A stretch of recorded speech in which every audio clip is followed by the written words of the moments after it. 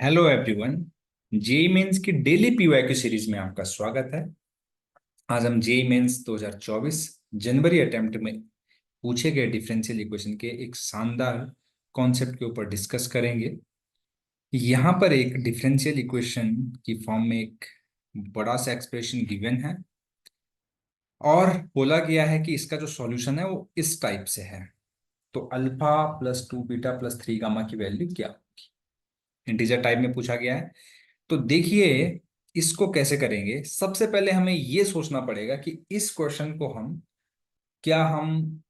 Variable separable में, linear differential equation में, या फिर हम होमोजीनियस डिफरेंशियल इक्वेशन में चेंज कर सकते हैं। तो जब आप देखेंगे डिग्री वगैरह की, तो देखिए, जब आप इसको dy बाई डी एक्स लिखेंगे ना, तो ये कुछ इस तरीके से आएगा, -2x + 3y - 2 upon 4x + 6y - 7। अब एक्चुअली हम इस टाइप के एक क्वेश्चन को reducible to homogeneous differential equation के लिए सॉल्व करते हैं, जहां पर हम x = x + h पुट करते हैं। बट वैसा पुट करने से क्वेश्चन सॉल्व नहीं होगा, क्योंकि आप देखेंगे यहाँ पर ये एक स्ट्रेट लाइन है, ये भी स्ट्रेट लाइन, दोनों है पैरेलल, तो ये नहीं हो पाएगा सॉल्व। तो फिर हम क्या करेंगे, देखिए ध्यान से देखिए, 2x + 3y - 2 को हम t मान लेते हैं। 2x + 3y - 2 को t मान लेते हैं, क्योंकि ये नीचे वाले का भी क्या है, जो डिनोमिनेटर में लिखा हुआ एक्सप्रेशन है, उसका ही एक, क्या कह सकते हैं, मल्टीपल कह सकते हैं, न्यूमरेटर का मल्टीपल डिनोमिनेटर में, ये कह सकते हैं, है ना। काफी हद तक, पूरा तो नहीं है। तो 4x + 6y - 4 को हम 2t लिख सकते हैं, और 4x + 6y - 7 को हम 2t - 3 लिख सकते हैं। तो यानी इसके लिए भी एक सब्स्टिट्यूट मिल गया, इसके लिए भी सब्स्टिट्यूशन मिल गया है। तो जब मैंने ये सब्स्टिट्यूशन अप्लाई किया, तो साथ में dy/dt के लिए भी सब्स्टिट्यूशन अप्लाई करना पड़ेगा। तो उसके लिए हम यहाँ पर क्या करेंगे, इसको x के रिस्पेक्ट में डिफ्रेंशिएट करेंगे। तो 2 + 3 dy/dx = dt/dx आ जाएगा। dy/dx की जगह पर हम, या फिर हम इसी क्वेश्चन में क्या करते हैं, कुछ चेंजेस करते हैं। जैसे कि हम क्या करेंगे, dy/dx को हम क्या लिख सकते हैं, -t/2t - 3। राइट। अब मैं इसको 3 से इंटू करता हूँ, ताकि मैं आसानी से इसको सब्स्टिट्यूट कर सकूँ। अब मैं फालतू में इसको उधर ले जाके 3 से डिवाइड नहीं करना चाहता। तो ये 3t हो गया। अब 2 ऐड करना है, तो +2 ऐड कर देता हूँ। ऐसा करते ही ये बन गया dt/dx = माइनस, देखो, 4t - 3t, t हो जाएगा, t - 6/2t - 3 हो जाएगा यहाँ से। अब आप देख सकते हो, ये सबका सब टी की टर्म्स में ही है। तो हम इसको अब इजीली सॉल्व कर पाएंगे। कैसे कर पाएंगे, देखिए, टी को एक तरफ ले जाइए, वेरिएबल सेपरेबल की तरह हम इसको सॉल्व कर सकते हैं। अब t - 6 dt का इंटीग्रेशन जो है, वो इंटीग्रेशन ऑफ dx के बराबर होगा। इंटीग्रेशन क्यों कर रहा हूँ, अभी तक तो नहीं किया था, क्योंकि मुझे सॉल्व करना है इस डिफरेंशियल इक्वेशन को। अब इसको आप मैनिपुलेट करेंगे, तो देखिए, ध्यान से देखिए, t - 6 मैंने लिखा। क्यों लिखा, ताकि मैं न्यूमरेटर को डिनोमिनेटर के टर्म्स में लिख के इसको कुछ एक सिंपल फॉर्म में लिख सकूं। ऐसा करते ही 2t तो हमारे पास ऑलरेडी था, लेकिन यहाँ पे -12 एक्स्ट्रा आ गया, तो +12 करना पड़ेगा। और -3 हमारे पास ऑलरेडी था, divide by t - 6 dt = x + c। इसको मैंने इंटीग्रेट कर दिया है, और इसको अब मैं बार बार नहीं लिखूंगा, इक्वेशन 1 बना के बस इसको सॉल्व करूंगा। तो ये हो जाएगा, देखिए, देखते रहिएगा।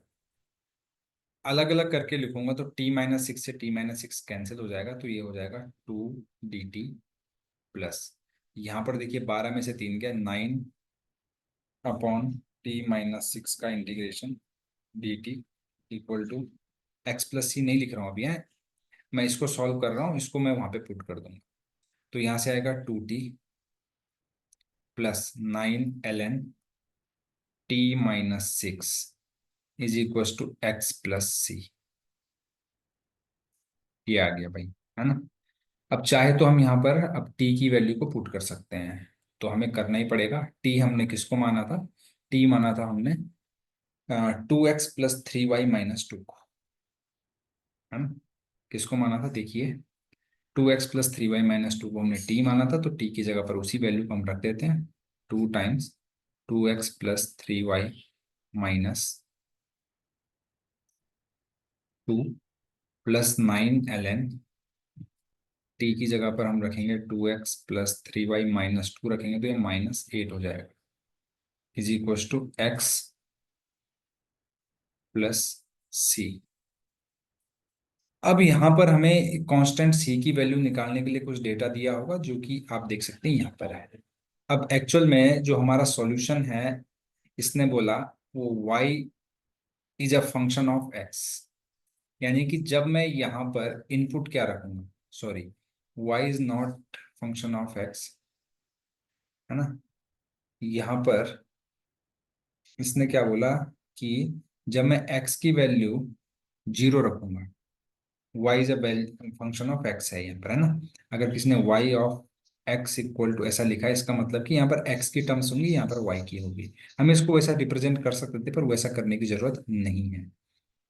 तो x की वैल्यू 0 रखने पर y की वैल्यू 3 आएगी। x equal to 0, y equal to 3 को हम इसमें रखेंगे। x 0 रखा, y 3, 9 में से 2 गया, 7 2 जा 14 प्लस 9 ln, ये 0 हो गया, 3 3 9 में से 1 गया, 9 में से 8 गया 1, ये तो हो जाएगा 0, इक्वल टू 0 प्लस सी। यहाँ से सी की जो वैल्यू निकल के आई वो आई 14। तो इस 14 वाली वैल्यू को मैं यहाँ पर पुट कर देता हूँ। अब मैं ज़्यादा नेक्स्ट टर्म ना लिख के टाइम बचाने के लिए +14 यहीं पे कर देता हूँ, सी को हटा कर। अब इसने क्या बोला कि इस टाइप का है हमारा सॉल्यूशन, राइट। अब देखते रहिए आप, ये कुछ हो जाएगा 4x + 6y, 2 2 जा 4, -4, उस -4 को हम ले जाते हैं दूसरी साइड, तो ये हो जाएगा x + 18। अब इस x को हम इस साइड लेके आएंगे, तो ये 3x हो जाएगा। अभी हालांकि मैंने बीच की टर्म्स लिखी हैं, छोड़ दी हैं, इसको लिखना मैंने छोड़ दिया है, को है, तो आप बिल्कुल कंफ्यूज मत होइएगा। तो ये कुछ हो गया 3x + 6y + 9 ln 2x, इसकी बात कर रहा हूँ। 3y - 8 इज इक्व टू 18 हो गया है। Now I can divide the whole equation by 3, तो ये हो जाएगा x + 2y + 3 ln समथिंग, चलो 2x + 3y - 8 लिख देता हूँ, इक्वल टू 9, सॉरी 3 छक्का 18 इक्वल टू 6। अब अगर हम इस सॉल्यूशन में जाएंगे, तो देखो हमारा पूरा पूरा मैच हो रहा है। अल्फा, बीटा और गामा की वैल्यू हमें मिल गई है। तो देखिए, अल्फा इक्वल टू 1 है, बीटा इक्वल टू 2 है, गामा इक्वल टू 8 है। अल्फा +2 बीटा +3 गामा की जो वैल्यू होगी, अल्फा 1, 2 दूनी 4, 8 3 24, 4 28 और 29, कितना आ जाएगा?